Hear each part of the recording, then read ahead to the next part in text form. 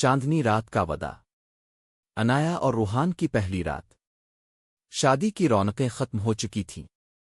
مہمان جا چکے تھے، ہنسی کی آوازیں خاموشی میں بدل گئی تھیں، مگر عنایا کے دل میں ایک عجیب سا شور ابھی باقی تھا۔ وہ کمرے میں داخل ہوئی تو اس کی نظر آئینے پر پڑی۔ سفید لباس میں لپٹی وہ خود کو پہچان نہیں پا رہی تھی۔ وہی عنایا، مگر آج ایک نئے رشتے کے نام کے ساتھ۔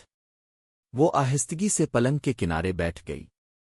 ہاتھوں کی انگلیاں آپس میں الجھ رہی تھیں، دل تیز دھڑک رہا تھا۔ یہ رات صرف رسم نہیں تھی، یہ ایک مکمل زندگی کی شروعات تھی۔ دروازہ دھیرے سے کھلا۔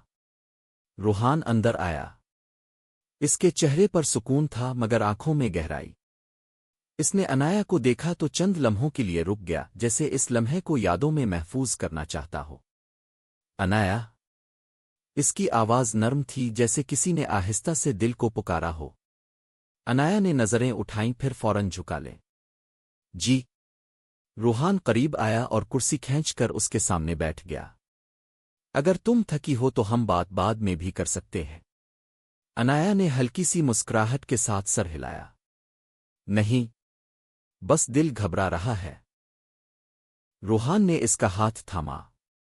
وہ لمس نہ بے صبری کا تھا، نہ دعوے کا، بس اعتماد سے بھرا ہوا۔ یہ گھبراہٹ فطری ہے، مگر یاد رکھو آج ہم ایک دوسرے کے خلاف نہیں، ایک دوسرے کے ساتھ ہیں۔ یہ الفاظ عنایا کے دل میں اتر گئے۔ اس نے پہلی بار سکون سے روحان کی آنکھوں میں دیکھا۔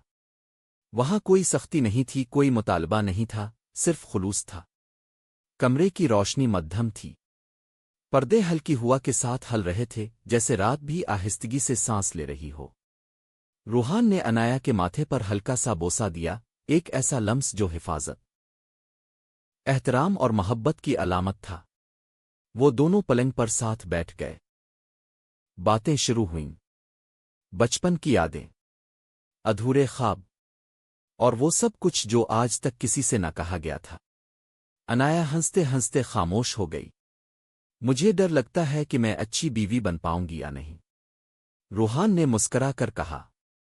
مجھے کسی مکمل انسان کی ضرورت نہیں عنایا، مجھے بس ایک سچی ہمسفر چاہیے۔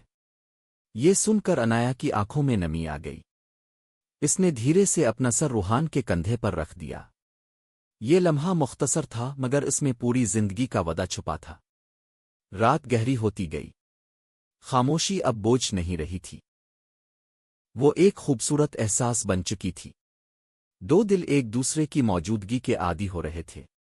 روحان نے دھیرے سے کہا، ہم ہر چیز آہستہ آہستہ سیکھیں گے، کوئی جلدی نہیں، کوئی دباؤ نہیں۔ عنایا نے سر ہلا دیا۔ اس کے دل میں اب خوف نہیں تھا، بس سکون تھا۔ یہ سہاگ رات شور کی نہیں تھی، یہ نرمی کی رات تھی، یہ سمجھ کی رات تھی، یہ محبت کے پہلے قدم کی رات تھی۔ چاند کھڑکی سے جھانک رہا تھا، اور عنایا کو لگا جیسے قدرت بھی اس وعدے کی گواہ بن گئی ہو جو دو دلوں نے خاموشی میں کیا تھا۔